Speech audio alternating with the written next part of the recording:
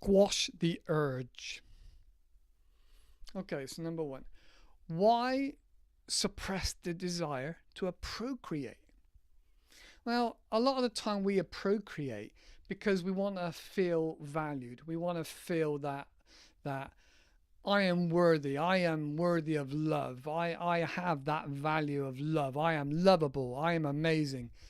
And it's kind of wrong to try and get that dopamine hit, that what's the word, that validation from another person, because another person, a woman, doesn't give you your value. You are your value. The value is not from your business, is not from your car. The value is not from your wardrobe or your family name or your beautiful hair. That doesn't give you your value. You give yourself value, you know, with your determination and resilience and your resourcefulness and your creativity and your experiences and your positivity and your empathy and your communication skills. Everything about you is your value. It's really, really important. That's your value. That's who you are. That's your value in the world. Now you got to remember, your value comes from you, not from another person, not from your best friend, not from a woman, not from your business. You are your value. All right? So squashing the urge, the desire to procreate.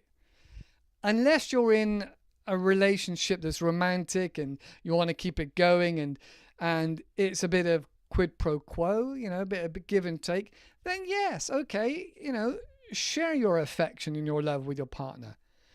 But don't go outside seeking it, especially if you're single. Don't go outside looking for it. Don't go on dating apps. Don't go on sites. Don't go cruising the bars. All right? I'll get to that in a moment. But you are your own value is the most important thing. Okay. Also, it helps you to be driven if you can focus and stop looking at women all the time for sex, for that gratification, because it's just a dopamine hit. It's just like, oh, a quick fix. Oh, I'm lovable. No. Your value is you. Is all your values from you, not from having a quick shag with some easy woman that's got some disease. You don't want that. If you think about it really, if you're able to sit down and really think about it, if you look at Mark Zuckerberg, Elon Musk, or anybody else that's got a ton of money and they're driven and they're focused, it's because they don't go out looking for women first. They're not a player. They're not trying to boost their ego by going, oh yeah, I had sex with 50 women because I'm amazing. No, your value is you from your inside, from inside you. You are valuable. If you happen to have a woman at this time, awesome, great. They can help bolster you and be a bit of foundation for you and a bit of a guideline to help keep you focused. You are attractive in ourselves, but being broke, tired, or angry isn't the time worth wasting to try and get laid to make yourself feel better. The answer is to build yourself up. Build yourself a business or build yourself a career. Build your confidence. Build your knowledge base. All right? Building everything up. Just getting laid is a short-term distraction. It will not help you be a bigger whole person. All right? It just takes away. I discussed about distractions before. All right. So that's why to suppress the urge just to get laid. All right? It stops you from your goal and from your mission of building yourself up to be the best you can be. All right? That's why a lot of people go to the gym. That's why a lot of people have a mission of work or a mission of climbing mountains. All right? Focus and do something strong that you're aiming for. So that's that. Moving on to the next part. When you are ready to find a good woman, like I said, don't go on dating apps, all right? She will find you. Now, I know that's cliche and everybody says that same old BS, but it's true. Yeah, it's true. the fact that you're focused on your life and your mission in life is to go and do this, like Elon Musk or Bill Gates or Mark Zuckerberg or Richard Branson. They're driven to their vision, to their mission, and they attract brilliant people because they can see the mission, they can see the drive. You know, they're not floundering around and wasting their time messing about with distractions. These people are on a mission and they're going somewhere. And when they're going somewhere, they attract a lot of positive energy, if you want to go down that route. But they also attract a lot of women. Women like a man that's on a mission and driven. You know, a woman doesn't want a man that's just sat on his ass at home watching TV and said, I don't know, whatever, I don't care. You know, that doesn't attract a lot of women. So she will find you. It will be natural, it will be organic, and it'll probably be a friendship, first of all. You might find you got some friends and you're not bothered about getting laid. You're just bothered about having real friends that you can trust. And then eventually, one of those, or more, will turn into romance. And you'll have to stay on board with keeping your mission. But everybody needs a little bit of downtime. Everybody needs a little bit of time to recuperate. And so that's the time to have a little bit of fun and enjoy some of those friendships. Invest in that friendship. Don't just go out there for sex with these people that are connected to you and like you. Build on those relationships. All right, it's amazing what you can build when you've got that glue, that collaborative glue that draws people towards you. All right, and be honest and clear with what your goals are. If you never want to have children, then say so up front again and again and again. If you never want to, I don't know, leave your country, then say so up front. Be clear that you're on the same page from day one. Because if 5 years down the line she says, oh, I'm pregnant, yay, we're having a family, and you're like, oh, I never really wanted to have kids, then you've had miscommunication and you've got a big headache. So be honest and be clear from day one. And those friendships will just, they'll just explode into amazing relationships. And they'll grow bigger and bigger. All right, moving on to the third point.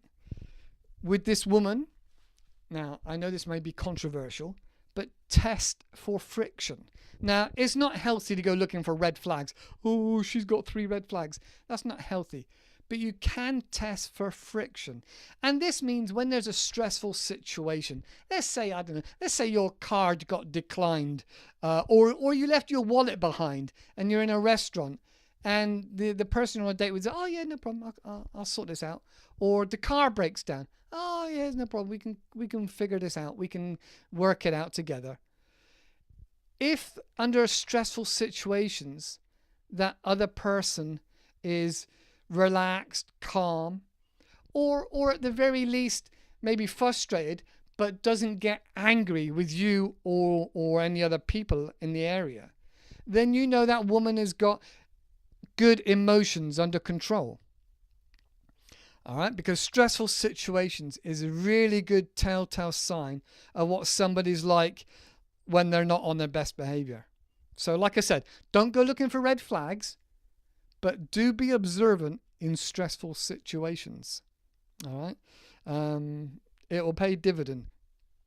All right, the fourth point I wanted to make, excuse me, let me be a bit more masculine. Right, the fourth point I want to make is keeping a good woman, keeping hold of a good woman. Now, you might say I'm not the best person for this because I've had a few relationships, but come on, I'm 50 years old. This year I'm 50 years old. So I've had a few long-term relationships and I've kind of got a good idea. I mean, I'm not an expert, but I've kind of got a good idea what keeps a woman content and to stay with you. Now, this sounds all very old school and normal sort of stuff, but communication, that you have similar values, similar background maybe, but you have more connections and similarities than differences.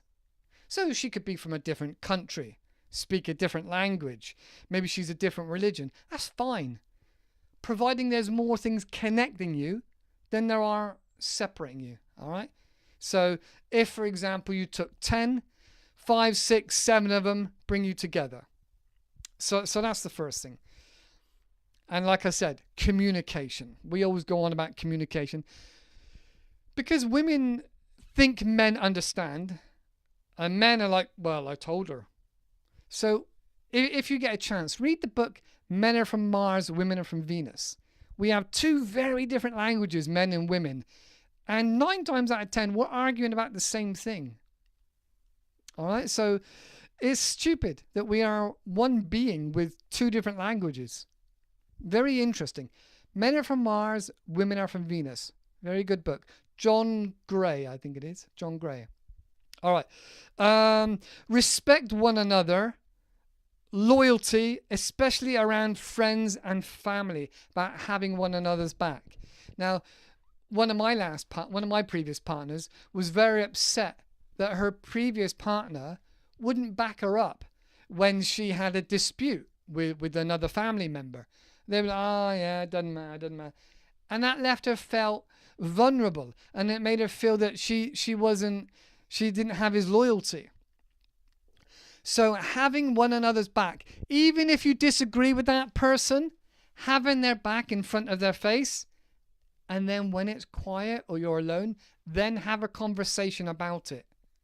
All right? You should never, again, the same in professional life. You never call somebody out in front of everybody else. All right? You stick loyalty to your team, and then later, when it's the appropriate time, you have a conversation about it. Calm conversation about it. I know what you said, and I backed you up, but actually, I'm not sure if I agree with you. Can we discuss it? And that's fair enough, because it's still showing loyalty, but you're still allowing your opinion and expressing your opinion. All right. So it's having your teammates back, having your partners back. That's the second thing. So values with communication, respect for one another in regards to loyalty. Third thing is be chill with one another, but also be driven. All right. So you're driven for your mission, but you can be chilled and relaxed. There's no point in getting fiery and angry and irate over something petty and stupid, because it's worth more than that. All right. So what they say, pick your battles. Pick your battles. If you're just arguing over the dishes, then there's no point in getting irate and angry. It's not worth losing everything over some dishes. All right. Now, maybe you might want to have a conversation. If it's that important to you, you might find that you're just in a bad place at that moment when somebody said to you, oh, it's your turn to do the dishes. And you might just realize that later on, you might go, I had a bad day and a stomping headache, but I didn't mean those things. I didn't mean to be that aggressive and angry back at her. So try to show that you're a swan, graceful and beautiful on the surface. Underneath, you're paddling like crazy to stay afloat. So always, as a man, always be calm. If you lose it, then people are going to lose respect for you, because you don't have your emotions together. That's what proves to a woman that you've got your emotions together, that you can keep your cool when everything else is going to shit. All right? So keep calm no matter what, and then later you can discuss issues and problems and things like that, and be driven and focused. Because as the man, 9 times out of 10, you should be the leader. If you want to keep the motivation and you want to keep her loyalty and respect, you need to be the leader going forwards. Yes, you can have conversations and you can discuss things and you can discuss and change your course, but as the leader, you're the captain of the ship. All right? The captain of the ship you make the final decision, because it's responsibility as well. You're taking responsibility for whether you crash that boat into the rocks. So you're listening, but because you're so calm and chilled and you're thinking and taking it all in, you're then able to make a calm, collective choice of where you're going to go with that ship, because you're the captain. All right. Number 4, quality and space. So quality time together, like I said just now about doing stuff together. So if you've got 4 or 5 hobbies, then you do 1 or 2 of them together. So if you have 2 or 3 days a week together, that's brilliant. Maybe you spend every Sunday day together, Sunday night together and Sunday daytime together. But then on a Saturday, you go off and do your own thing, your own sport, your own activity. And then, maybe you spend most weekday evenings together. But you need to have space from one another. You've got to have space. At least 2 evenings in the whole week. You really need to have space. If one person don't want to go out and wants to stay in, that's fine. It's not healthy, but that's fine. You need to have space. That way you're able to have quality time together and do things together, whether it's play badminton, walk the dog, or whatever. You need to do things together and have quality and space away from one another, because you'll kill yourself if you're in each other's faces all the time. Trust me, I can attest to this. All right, moving on. Number 5, the last point. So just to recap, number 1, communication and values. Number 2, respect for one another and loyalty. Yeah. Number 3, chill but be driven. You're the captain of the ship. Number 4, quality space and quality time together. And then number 5, forgiveness. Forgiveness. We all say stuff we don't mean. Every now and then we're having a bad day and we say stuff we don't mean. So remember to be forgiving and accept that you and her go through difficult times every now and then. Right? It sounds simple, it sounds easy, sounds silly, but sometimes taking that high road and ask for forgiveness or forgive your partner and let it go. Truly let something go. If it doesn't matter or you've discussed it and you've moved on, you've really got to let it go. Maybe you need to do some therapy about that. Maybe you need to write a letter that you don't send. Maybe you need to go and talk to your mother's gravestone. But you need to exercise those demons that you have about the things you're hung up with your partner about. And so you can truly let them go. And forgiveness. All right. So that's why it's important to squash the urge of wanting to procreate and to have sex and have distractions. As how to find a good woman, as how to test a good woman, as how to keep a good woman. But when you're ready. All right, don't go rushing into these things when you're ready. All right, so that's my key takeaways. I hope you find them useful. If you've got some important and interesting takeaways that's worked for you in your life, let me know in the comments below. Or if you think it's a load of horse poo, let me know in the comments. All right, that's it for today. Thank you very much, and I'll see you in the next video. Bye-bye for now. You're still here. That joke doesn't get old, does it? I say it every time. I'm sorry. Again, I apologize for the acoustics. Hello. It's really nice. Big view up there. Really nice.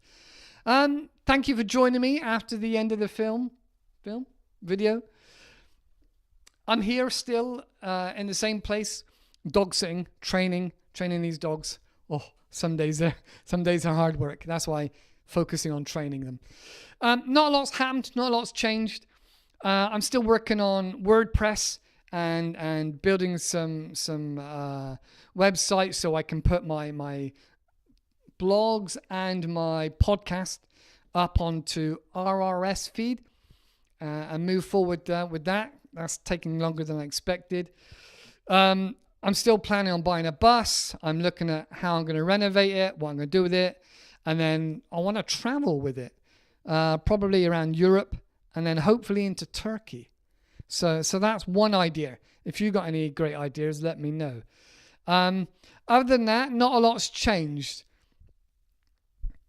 No, everything else is still the same as last week. Like I said, apart from I'm working at making these videos and working on website and trying to get work in between time and see some friends and family, get out into the countryside a little bit, and connect with a few people. So other than that, not a lot's changed. My family is still the same. My friends are still the same. Yeah, everything's still the same. Not a lot's going on. I can't give you any more news or exciting insights into my life because nothing's really changed. I'm just plodding on, working on the YouTube channel, on the podcast, and the website, and that's it really. Healthy and keep getting fit. I hope you saw the little clip of me going up those mountains, those 3 mountains: Snowdon, Scafell Pike, and Ben Nevis. So that was hard work, but it was well worth it. I enjoyed that. Again, like I say, just out in the camper van. I put a little video up, so hopefully you've seen that. Yeah, and if you've got any recommendations of another challenge or anything exciting I can do, then let me know. But that's it for this week. Let me know if you've got any challenges or anything exciting happening in your life right now. I'd be interested to find out. All right, so that's it for now. Thank you very much, and I'll see you in the next video. Bye-bye.